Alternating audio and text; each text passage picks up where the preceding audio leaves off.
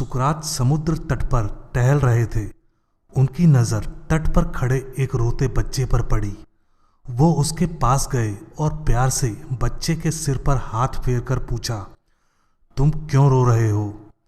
लड़के ने कहा, ये जो मेरे हाथ में प्याला है, मैं उसमें इस समुद्र को भरना चाहता हूं, पर यह मेरे प्याले में समाता ही नहीं। बच्चे की बात सुनकर सुकरात विस्माद में चले गए और स्वयं रोने लगे। अब पूछने की बारी बच्चे की थी। कहने लगा, आप भी मेरी तरह रोने लगे, पर आपका प्याला कहाँ है? सुकरात ने जवाब दिया, बालक, तुम छोटे से प्याले में समुद्र भरना चाहते हो और मैं अपनी छोटी सी बुद्धि में सारे संसार की जानकारी भरना चाहता हूं। आज तुमने सिखा दिया कि समुद्र प्याले में नहीं समा सकता है। मैं व्यर्थ ही बेचैन रहता था।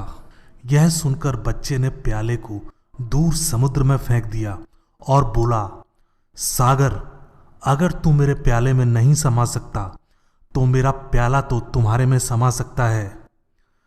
इतना सुनना था कि सुकरात बच्चे के पैरों में गिर पड़े और बोले, बहुत कीमती सूत्र हाथ में लगा है। हे परमात्मा, आप तो सारे के सारे मुझ में नहीं समा सकते, पर मैं तो पूरी तरह आप में लीन हो सकता हूं।